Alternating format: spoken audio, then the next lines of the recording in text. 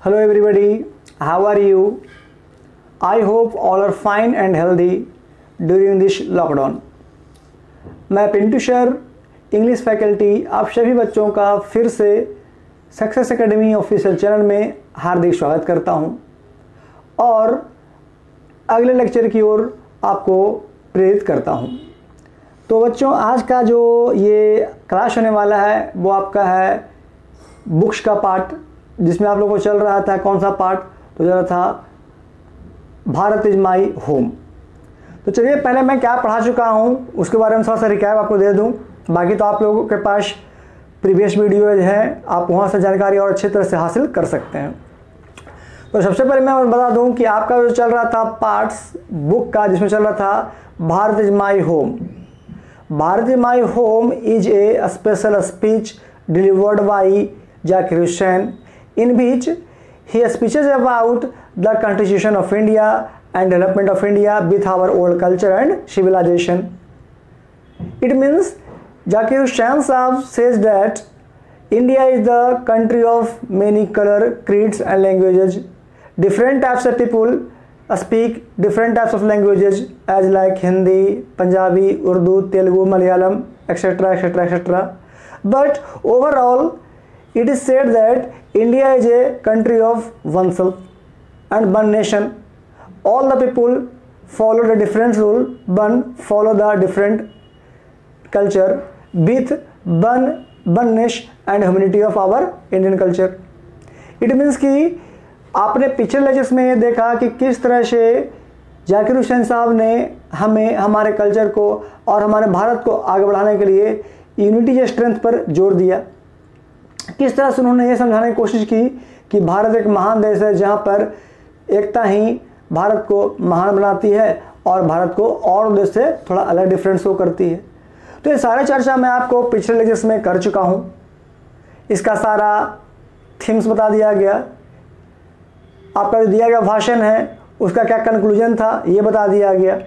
तो ये सारी बातों को आपके सामने अच्छी तरह से मैंने प्रस्तुत कर दिया एंड आई होप आप सभी बच्चों ने इस लेक्चर को काफ़ी ध्यान से पढ़ा होगा और सुना भी होगा। तो ये था आपका पिछले क्लास का कुछ बैकअप जो मैं आपको क्लियर यहाँ पर शो कर दिया।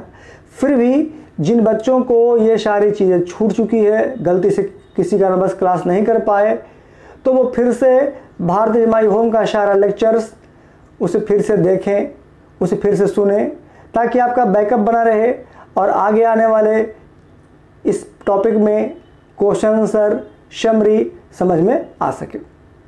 तो बच्चों, आप एक चीज़ ध्यान दे रहे होंगे कि अब तक आपका बुक में जो ही पढ़ाया गया पोइट्री, जो ही पढ़ाया गया प्रोज, उसमें आप एक चीज़ गौर कर रहे होंगे कि सारा ऑब्जेक्टिव क्वेश्चन, सारा शॉर्ट क्वेश्चन, लॉन्ग क्वेश्चन और समरी, ये आपको तभी क्लियर होंगे, तभी समझ में आएंगे जब आपको कहानी का या पोइट्री का थीम्स पूरा क्लियर होगा। तो थीम्स के ऊपर मैं ध्यान इसलिए देना चाहता हूं आप लोगों को कि themes is the important part of any poetry and prose. बिना थीम्स समझे आप किसी क्वेश्चन को, चाहे वो शॉर्ट क्वेश्चन हो, ऑब्जेक्टिव क्वेश्चन हो या लॉन्ग क्वेश्चन हो, इसको आप अच्छे तरह से क्लियर नहीं कर सकते हैं। तो जिन बच्चों का थीम्स अभी भारतीय मायों का क्लियर नहीं हुआ है, वो पुराने लेक्चर को फिर से देखें, उस पर लेक्चर को फिर से सुने, ताकि आपका थीम्स क्लियर हो जाए और उसके बाद आप विश्वास कर सकें कि कैसे objective question, long question, short question या समरी आपके थीम्स पर ही आश्रित होता है। यानी ओवरऑल मैं आपको ये कहना चाहता हूँ एक फाइनल छोटे से शब्दों में कि जिन बच्चों ने स्टोरी का या पोइट्री का थीम समझ लिया, उसके लिए ऑब्जेक्टिव क्वेश्चन, लॉन्ग क्वेश्चन या समरी कुछ मायने नहीं रखता है। तो आपको थीम्स पर विशेष ध्यान देना होगा। तो चलिए, ये सब बातें तो मैं करता रहूँगा, ये सब बातें होती रहेंगी। चलिए आज के लेक्चर की ओर बढ़ते हैं कि आज क्या है, आपको पढ़ना क्या है। तो सक्सेस एकेडमी ऑफिशियल चैनल पे आपको तरह तरह की बातें बताई जाती है जो आप बच्चों के लिए काफ़ी हेल्पफुल और यूजफुल दोनों साबित होता है। बस मायने ये रखती है कि आप इस सक्सेस एकेडमी ऑफिशियल चैनल पर बताए गए बातों को आप कितना फोकस कर पाते हो, कितना इसको अपने लाइफ में उतार पाते हो और कितना मेरी बातों पर अमल करते हो। तो चलिए इसी के साथ, इस मोटिवेशन के साथ आज मैं आगे की ओर बढ़ता हूँ और आज के इस लेक्चर में क्या पढ़ाने वाला हूँ, क्या पढ़ाई होगी, इस बात की जानकारी मैं आपको एक शॉर्ट समरी की ओर देना चाहता हूँ। तो चलिए यहाँ पर बार बार आपको एक काफ़ी महान नेता, भारत के महान महापुरुष, एक भारत के तीसरे राष्ट्रपति जाकिर हुसैन साहब, जिनका आपका दर्शन डेली स्टार्टिंग में होता है। तो ये कहा जाता ना कहावत में, इस मंदिर में भगवान के दर्शन होने से सारों मनोकामनाएं पूर्ण होती है, सारी इच्छाएँ पूर्ण होती है, मनोकामना पूर्ण होती है। उसी तरह से यहाँ पर भारत इज माय होम के जो डिलीवर करने वाले थे नेता, कौन? डॉक्टर जाकिर हुसैन, जो हमारे स्वतंत्र भारत के तीसरे राष्ट्रपति भी रह चुके थे। इनका दर्शन हम लोग को फर्स्ट पेज पे होता है। तो आई थिंक इस चैप्टर में आपका जो मनोकामना होगा वो आपको पूर्ण होगा, जस्ट लाइक ए टेम्पल और गॉड। तो same to same in the education this chapter Zakir Hussain. तो आज आपको क्या पढ़ाने वाला हूँ जरा समझें। तो देखें आज के कंटेंट में क्या होने वाला है। तो आज के कंटेंट में केवल आपको एक टॉपिक पढ़ाने वाला हूँ। वो टॉपिक एक इसलिए है क्योंकि ये काफ़ी इंपॉर्टेंट टॉपिक है, इसलिए इंपॉर्टेंट टॉपिक को मैं थोड़ा स्लोली आराम से समझा करके ले जाना चाहता हूँ, ताकि आपको क्लास करते करते ही आपको आज का जो टॉपिक है वो क्लियरली समझ में आ जाए, ताकि दोबारा मेहनत करना ना पड़े। तो आज का आपका जो टॉपिक है वो आपका है, यहाँ पर देखिए मैं लिख देता हूँ, आप समझ लीजिए कि ऑब्जेक्टिव क्वेश्चन। तो भारत इज माय होम में पढ़ाया जाने वाला सारा टॉपिक्स का एक अच्छा क्वेश्चन, जो बोर्ड मॉडल क्वेश्चन होता है, जो VVI क्वेश्चन होता है, उन सबको मैंने यहाँ पर एक कलेक्शन ग्रुप में जमा किया है और उस कलेक्शन को आप लोगों के फ़ायदे के लिए, आपके लिए और आपके एग्ज़ाम के लिए यहाँ पर प्रस्तुत करने जा रहा हूँ। तो आई होप आज के इस लेक्चर में बहुत सारे क्वेश्चंस हैं जो कि ऑब्जेक्टिव है, उसमें से कुछ खास क्वेश्चन जो आपके एग्जाम में पूछे जा चुके हैं और कई बार पूछे जाते हैं। तो चलिए यहाँ से शुरू करते हैं आज के टॉपिक का ऑब्जेक्टिव क्वेश्चन। तो सबसे पहले यहाँ बढ़ते हैं हम आज के हेडिंग के ओर। यहाँ देखें, चलिए मैं उससे पहले थोड़ा कलर जो है पेन का चेंज कर दे रहा हूँ। चलिए पर्पल ले लेता हूँ इस कलर आपको। आज आपका कलर क्या हो गया जी? आपका पेन का कलर हो गया पर्पल। तो life is a colourful show, I will change my pens colour, ताकि आपको अच्छा लगे, दिखने में अच्छा लगे। तो यहाँ शुरू करते हैं। सबसे पहले हेडिंग दिया गया है ऑब्जेक्टिव क्वेश्चंस। तो इस टॉपिक में इट मीन्स कि भारत इज माई होम जो स्पीच था, उस स्पीच में कौन कौन सा क्वेश्चन काफ़ी इंपॉर्टेंट है, उन सभी को यहाँ पर निकाल करके एकत्रित किया गया है। तो सबसे पहले क्वेश्चन की ओर बढ़ते हैं, जो इसका बेसिक क्वेश्चन है, सबसे इंपॉर्टेंट क्वेश्चन है, क्वेश्चन नंबर 1। यह देखें क्या है? क्वेश्चन नंबर 1 क्वेश्चन है। हाँ, एक बात और मैं अभी बता देता हूँ कि प्रत्येक क्वेश्चन को मैं पहले इंग्लिश में पढ़ दूंगा, हिंदी कर दूंगा, तब जाकर उसका आंसर मैं बताऊंगा। हालांकि आंसर आपको यहाँ पर शो कर रहा है, आप आंसर देख भी सकते हैं, लेकिन मैं जो बोलता हूँ उसे ध्यान से सुने और आंसर को समझने की कोशिश करें, क्योंकि बहुत से बच्चों का इंग्लिश टू इंग्लिश काफ़ी स्ट्रॉन्ग है। जैसा कि मैं कुछ क्लासेस में देख चुका हूँ कि बहुत से क्वेश्चन पूछा गया, बहुत से पैटर्न पूछे गए, तो बहुत से स्टूडेंट का फास्ट रिप्लाई आया और बिल्कुल सही आया। I am very happy to see it my students work hard for this class and for this future. तो जिन बच्चों का इंग्लिश टू इंग्लिश थोड़ा दिक्कत हो रहा है, वो हिंदी के माध्यम से भी समझ सकते हैं, because all are Indian and our board is Bihar board, not a CBSE board. तो देखिए यहाँ पर क्वेश्चन है पहला में, हु डिलीवर्ड। तो डिलीवर्ड मतलब होता है प्रस्तुत करना, भाषण देना। दिस स्पीच, करे इस स्पीच को किसने दिया या इस स्पीच को किसके द्वारा प्रस्तुत किया गया। आपका आंसर क्या होगा जी? आप आंसर देखें नंबर 1 में क्या है? डॉक्टर जाकिर हुसैन, जैसा कि आपको शुरू से बताया जा रहा है। क्वेश्चन नंबर 2 की ओर आए। 2 में कह रहा है कि इन व्हिच ईयर, ओके, यानी किस वर्ष, किस साल he was born and died. Zakir Hussain साहब का जन्म किस वर्ष हुआ और मृत्यु किस वर्ष हुई। ये 2 क्वेश्चन पूछ रहा है, लेकिन इसके आंसर में आपको 4 क्वेश्चन का आंसर ऐड किया गया है। वो कौन कौन, जरा ध्यान दें। आंसर के रूप में देखा जाए तो यहाँ देखें 1897, this is the date of birth of Zakir Hussain and 1969 is the date of death of Zakir Hussain. 2 question आपका हो गया जो कि क्वेश्चन पर शो किया गया है आपके क्वेश्चन नंबर अकॉर्डिंग टू। फिर देखें बगल में दिया 72 years. If in the exam the question is asked as how many years Zakir Hussain was alive and in which state of India he was born, then you also write as 72 years and Hyderabad। अगर question ये पूछा जाए कि जाकिर हुसैन कुल कितने वर्ष जीवित रहे, कितने वर्ष बचे, तो आंसर क्या लिखेंगे 72 ईयर्स, 72 वर्ष। लेकिन अगर क्वेश्चन ये पूछ दे एग्जाम में कि जाकिर हुसैन साहब का जन्म भारत के किस राज्य में हुआ था, आप आंसर क्या लिखोगे हैदराबाद। ओके, हैदराबाद याद रखेंगे। नंबर 3 क्वेश्चन क्यों चले, इन विच ईयर यानी किस वर्ष ही बिकेम मतलब बनना होना द प्रेसिडेंट ऑफ इंडिया, यानी क्वेश्चन कर रहा है कि जाकिर हुसैन किस वर्ष भारत के तीसरे थर्ड याद रखेंगे थर्ड राष्ट्रपति के रूप में सुशोभित हुए या चुने गए। आंसर क्या हो गया जी, आपका आंसर हो गया 1967 यानी 1967 ईस्वी में। आगे आते हैं क्वेश्चन नंबर 4 की ओर। यहाँ देखें तो ये चौथा जो क्वेश्चन आपका है ये क्वेश्चन काफ़ी इम्पोर्टेंट है, इसलिए आप चाहें तो इस क्वेश्चन को यहाँ पर आप VVI करके डिनोट कर सकते हैं, no problem, no doubt. Question पढ़ें जरा, राइट द फर्स्ट 3। यहाँ देखें फर्स्ट 3 मतलब होता है प्रथम 3, ऐसा नहीं समझें कि 3 प्रथम या कुछ और, बल्कि क्या हो गया फर्स्ट 3 मतलब होता है शुरू का 3। ओके, शुरू का 3 मतलब समझें फर्स्ट, सेकंड और थर्ड। प्रेसिडेंट्स ऑफ इंडिया यानी स्वतंत्र भारत के शुरू के 3 यानी फर्स्ट 3 प्रेसिडेंट्स के नाम को लिखें। तो ये चीज़ मैं आपको ऑलरेडी पढ़ा चुका था, फिर भी मैं बताता हूँ। आपका पहला हो गया जी doctor Rajendra Prasad, number 2 doctor Radhakrishnan, जिसे आप चाहें तो डॉक्टर सर्वपल्ली राधाकृष्णन भी लिख सकते हैं, बात आपका एक ही हुआ। नंबर 3 जाकिर हुसैन, जिनका हम यहाँ पोइट्री नहीं, जहाँ पर इनका स्पीच के बारे में हम यहाँ पर पढ़ रहे हैं। तो आपका क्या हो गया, भारत के प्रथम राष्ट्रपति डॉक्टर राजेंद्र प्रसाद, दूसरे doctor Radhakrishnan, it means doctor Sarvepalli Radhakrishnan, और तीसरे हो गए हमारे जाकिर हुसैन साहब। आगे आते हैं क्वेश्चन 5 की ओर।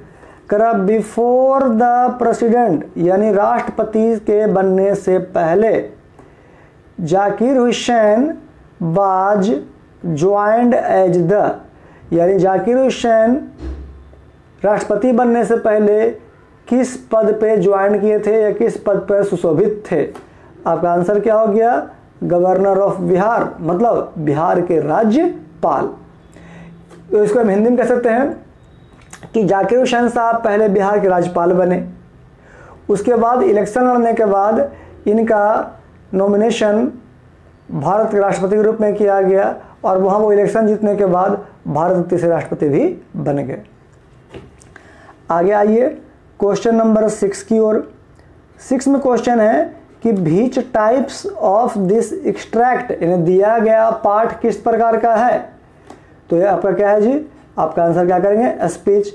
आप इस क्वेश्चन को भी VVI कर लेंगे क्योंकि ये भी क्वेश्चन कई बार आपको पूछा जा चुका है और अभी भी पूछता है कि दिया गया जो पाठ है जाकिर हुसैन साहब का वो क्या है, तो एक स्पीच है यानी भाषण है। नंबर 7 में आइए, what was the prime instrument. इस पार्ट को आप यह स्पेशली याद रखेंगे, कौन सा पार्ट, प्राइम इंस्ट्रूमेंट।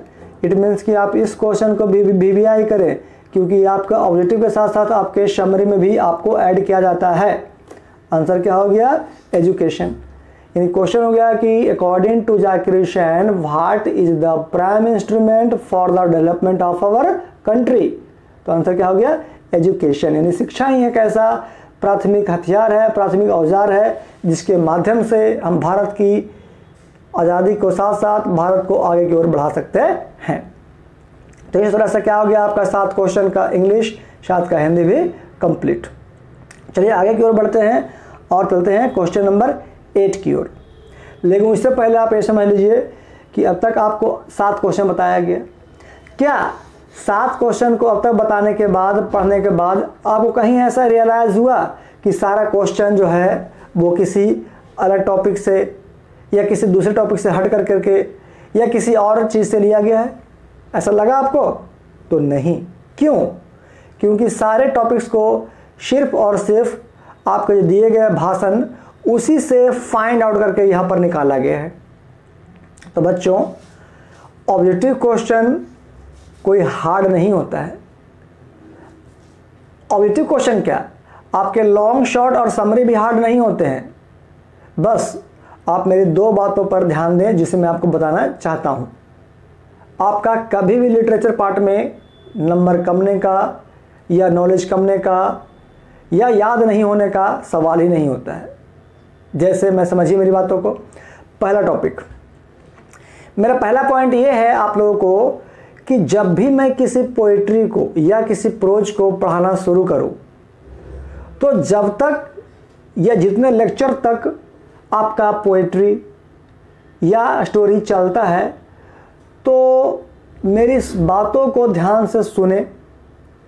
मैं क्या समझाना चाहता हूं उसे समझने की कोशिश करें, और साथ ही साथ जो आपके स्क्रीन पर लिखा रहता है उसे पढ़ने की कोशिश करें।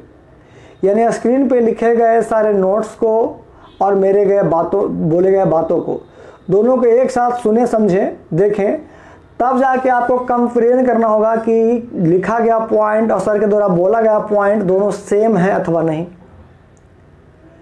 तब जाके आपको ऐसा एहसास होगा कि नहीं, जो पढ़ाया जा रहा है, जो बोला जा रहा है, वो दोनों थीम्स एक ही है, दोनों का कंसेप्ट एक ही है।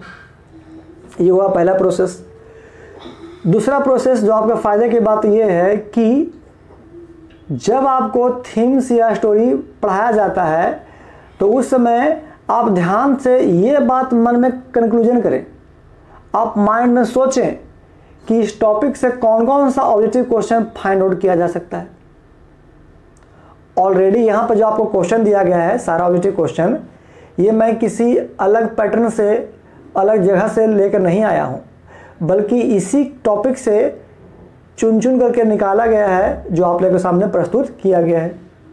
तो ये बातें आप भी सीख सकते हैं, बशर्ते कि आपका जो थीम्स है, जो कॉन्सेप्ट है, वो क्लियर होना चाहिए जैसा मैं आपको पढ़ाता हूँ। जिस टॉपिक को जिस रूप में बताया जाता है, जैसे आपके सामने रिप्रेजेंट किया जाता है, उसी के अनुसार आप ऑब्जेक्टिव क्वेश्चन को निकालने की कोशिश करें। आई होप अगर आप मेरी इस बातों को मानते हैं, इसे फॉलो करते हैं, तो आई होप आपको 1 मंथ के अंदर आपको ऐसा लगेगा कि रियली में ऑब्जेक्टिव क्वेश्चन को चैप्टर से निकालना, उसे याद करना, समझना बहुत ही आसान है। अब सवाल रहा आपके ऑब्जेक्टिव क्वेश्चन का अलावे लॉन्ग क्वेश्चन या शॉर्ट क्वेश्चन या समरी का, तो ये कोई बड़ी बात नहीं है। अगर आपको ग्रामेटिकली या स्ट्रक्चर याद रहता है, मुख्य रूप से टेंस और टाइम एंड टेंस, तो आप चाहें तो हर पैटर्न को लॉन्ग क्वेश्चन, शॉर्ट क्वेश्चन या समरी के रूप में आप खुद प्रस्तुत कर सकते हैं। तो ऐसा तभी संभव होगा जब आपका grammatically time and tense complete होगा। तो टेंस, टाइम एंड टेंस इस स्पेशलिस्ट इसलिए होता है क्योंकि बिना टेंस के आप किसी भी सेंटेंस का हिंदी नहीं कर सकते हैं, किसी सेंटेंस को अकॉर्डिंग टू इंग्लिश आप लिख नहीं सकते हैं। तो ये तभी संभव होगा जब आप प्रैक्टिस करें। प्रैक्टिस के साथ साथ आप बताए गए थीम्स, नोट्स, ट्रिक्स उस पर ध्यान दें। तो आई होप आपको 1 महीने के अंदर आप में इम्प्रूवमेंट दिखेगा। तो आप ऐसा करें, मैं चाहता हूँ, तो आप खुद देखेंगे कि आप में इम्प्रूवमेंट आया या नहीं आया। इससे आपका बेसिक नॉलेज के साथ, तो बच्चों इस तरह की बातें तो होती रहेगी। चलिए हम यहाँ से लौटते हैं अपने टॉपिक्स की ओर कि आज का टॉपिक में क्वेश्चन नंबर 8 क्या कहते हैं। तो यहाँ पर देखें क्वेश्चन नंबर 8, जिसमें कह रहा है कि power should be used for which work, यानी पावर का प्रयोग किस तरह के काम के लिए किया जाना चाहिए। तो यहाँ पर वो पावर नहीं जो हमारे हाथों में है, वो बाहुबली शक्ति नहीं, बल्कि यहाँ पर वो पावर की बात मैं कर रहा हूँ जिसमें जाकिर हुसैन साहब ने ये बताया कि हमारे संघ यानी यूनियन, हमारी यूनिटी की पावर, उस पावर का प्रयोग कहाँ किया जाना चाहिए। तो यहाँ देखें इसका आंसर आपका क्या हो गया जी, आंसर आपका हो गया मोरल फाइबर, मोरल पर्पस कहें या पर्पस के बदले आप चाहें तो FIBER फाइबर का प्रयोग भी कर सकते हैं, यानी नैतिक चरित्र या नैतिक मूल्य के लिए। क्वेश्चन नंबर 9 देखें, which types of our past India, यानी हमारा प्राचीन भारत जो था, एंशिएंट भारत था, वो किस तरह का भारत कहा जाता था। या इस क्वेश्चन को हम ऐसे भी समझ सकते हैं कि हमारा जो पुराना भारत था वो कैसे कैसे संभव था या कैसे आगे बढ़ने की कोशिश किया था। क्वेश्चन क्या हो गया कि which types of our past India, answer की लिखेंगे अलाइव एंड डायनेमिक, यानी हमारा पास्ट भारत जो था वो अलाइव और डायनेमिक था। यानी इसमें आपको याद आ रहा होगा कि जब मैं आपको पढ़ाया था स्पीच के बारे में तो ये बताया गया था कि हमारा पुराना भारत का जो इतिहास है, कल्चर है, सभ्यता है, वो मरा नहीं है, जीवित है, शक्तिशाली भी है, बस वो अस्थायी हो चुका है, जिसे आगे गति देने की जरूरत है। आगे आते हैं क्वेश्चन नंबर 10 की ओर। आवर इंडियन कल्चर, यानी हमारी भारतीय संस्कृति, is the best example of, यानी हमारा भारतीय संस्कृति जो है किस चीज़ का एक सर्वोत्तम उदाहरण माना जाता है। या कह सकते हैं कि हमारे भारतीय संस्कृति कौन से एग्जाम्पल के लिए सबसे सूटेबल या सबसे उपयुक्त मानी जाती है। आंसर क्या लिखेंगे, आंसर लिखेंगे यूनिटी इन डाइवर्सिटी। क्या हो गया, यूनिटी इन डाइवर्सिटी, जिसको आप हिंदी में जानते हैं अनेकता में एकता। ओके, अनेकता में एकता। तो ये हमारा भारत का एक ऐसा एग्जाम्पल है जो विदेशों के लिए भी एक सीख की मूल्य को बताती है। आगे आते हैं क्वेश्चन नंबर 11 की ओर। 11 में देखें, द वर्ड यानी शब्द इरूडिशन, जैसे मैंने यहाँ पढ़ा आपको इरूडिशन, आपके मन में तुरंत याद आ गया होगा बर्ड मीनिंग, बर्ड पावर जो आपको लिखाया गया था सबसे लेक्चर 1 में भारतीय माई होम का। इरूडिशन का मतलब होता है विद्वान व्यक्ति, बहुत ज़्यादा पढ़ा लिखा व्यक्ति जो कि शिक्षा का प्रचार प्रसार को करता हो। तो क्वेश्चन क्या हो गया कि द वर्ड इरूडिशन स्टैंड्स फॉर, यानी इरूडिशन शब्द का प्रयोग किस रूप में किया जाता है। तो आंसर क्या होगा जी, आंसर होगा ग्रेट नॉलेज, यानी महान ज्ञान के बारे में, उस ज्ञान के बारे में जो किसी व्यक्ति को विद्वान बनाता हो। इस तरह से आपका 11 क्वेश्चन हो गया इस चैप्टर का कंप्लीट। तो चलिए आगे बढ़ते हैं हम क्वेश्चन नंबर 12 की ओर। यहाँ देखें नंबर 12 में क्वेश्चन है कि हाउ मेनी टाइम्स, यानी कितनी बार, कितने समय बार द वर्ड आई प्लेज, मतलब मैं घोषणा करता हूँ कि, मैं प्रतिज्ञा करता हूँ कि are used in this speech. ये क्वेश्चन थोड़ा आपको अटपटा लग रहा होगा कि ऐसा क्वेश्चन तो एग्जाम में होना नहीं चाहिए, यह सर को बताना नहीं चाहिए। फिर भी इसके बावजूद मैं आपको ये बता रहा हूँ क्योंकि 2018 के एग्ज़ाम में ये क्वेश्चन ऑलरेडी पूछ चुका है। हालांकि ऐसा क्वेश्चन होना नहीं चाहिए, मैं भी मानता हूँ, आप लोग भी जानते हो, लेकिन according to the board meeting of the chairman, हम ये कह नहीं सकते हैं कि कैसा क्वेश्चन वो पूछ देगा, अब किस तरीके का पूछेगा, ये थोड़ा सा मुश्किल होता है। समझिए इस क्वेश्चन जरा हिंदी पहले। हिंदी कह रहा है कि how many times the word I pledge are used in this speech, यानी आई प्लेज जिसे मैं यहाँ पर एक बॉक्स में बंद कर रहा हूँ, मतलब मैं घोषणा करता हूँ कि या मैं प्रतिज्ञा देता हूँ कि, इस शब्द का प्रयोग इस स्पीच में जाकिर हुसैन साहब ने कितने बार प्रयोग में लाया है। या दूसरे शब्दों में कह सकते हैं कि आई प्लेज जो शब्द यूज किया गया है इस स्पीच में जाकिर हुसैन साहब ने कितने बार प्रयोग किया और कैसे कैसे किया। तो क्वेश्चन बस एक ही पूछता है कि कितने बार किया। अब सोचिए आपके मन में ऐसा लग रहा होगा कि भाई ये तो कोई क्वेश्चन है नहीं कि आई प्लेज कितने बार यूज किया गया, क्योंकि इसका कोई खास अर्थ तो है नहीं, लेकिन ये एग्जाम में पूछा जा चुका है, इसी कारण मैं आपको यहाँ पर बता देता हूँ ताकि अगर एग्जाम में पूछ ले दोबारा तो आपको कोई कन्फ्यूजन ना रहे। आंसर क्या हो गया 5 टाइम्स, यानी 5 बार। इस पूरे भाषण में जाकिर हुसैन साहब ने आई प्लेज का प्रयोग कुल मिलाकर 5 बार किया है। नंबर आइए अब 13 की ओर। हु शेड, किसने कहा, भारत इज माई होम, यानी भारत इज माई होम इस शब्द को किस व्यक्ति ने प्रस्तुत किया या किसने कहा। तो आपको तुरंत याद आ गया होगा कि जैसे मैंने आपको पढ़ाया था तो उसमें एक स्पीच में बोला गया था जाकिर हुसैन साहब के द्वारा कि Bharat is my home and it's all people are my family member, मतलब कि भारत मेरा देश है और यहाँ के प्रत्येक नागरिक मेरे सदस्य हैं, इस फैमिली का मेंबर हैं। तो ये वर्ड किसने बोले, ये वर्ड हो गया जाकिर हुसैन के द्वारा बोला गया था। तो आंसर क्या लिखेंगे, आंसर लिखेंगे डॉक्टर जाकिर हुसैन। अब आते हैं क्वेश्चन नंबर 14 की ओर। 14 में क्वेश्चन है कि हाउ मेनी टाइप्स, टाइप्स मतलब प्रकार या भेद या तरह भी कह सकते हैं, कि how many types of work, काम करने का प्रकार, काम करने के तरीके, फॉर कंट्री, यानी देश के लिए काम के कितने प्रकार होते हैं। या इस क्वेश्चन को ऐसे ही पढ़ सकते हैं कि देश के विकास में जाकिर हुसैन साहब ने हम व्यक्तियों को कितने प्रकार के काम करने का निर्देश दिया। तो इसका आंसर क्या लिखेंगे, आंसर लिखेंगे 2 टाइप्स, यानी 2 तरह के काम को। तो ये चीज़ भी आपको पढ़ाया गया था कि जाकिर हुसैन साहब ने देश के विकास के लिए, देश की अखंडता और एकता को बनाए रखने के लिए हम व्यक्तियों को 2 अलग अलग प्रकार के काम का प्रयोग करने की क्या दिए, सलाह दिए कि वो 2 काम के माध्यम से हम देश का विकास संभव कर सकते हैं। वो कैसे, जरा ध्यान दें। नंबर 1 यहाँ पर शो किया गया आपका वर्क ऑन वंस सेल्फ, और नंबर 2 आंसर क्या होगा जी, दूसरा आंसर आपका हो गया वर्क फॉर द सोसाइटी। इस बात को मैं काफ़ी अच्छे तरीके से आपको लेक्चर में समझा चुका था कि according to Zakir Hussain there are 2 types of work for the development of our country and the unity of our country. Number 1 work on oneself, यानी खुद अपने लिए काम करना।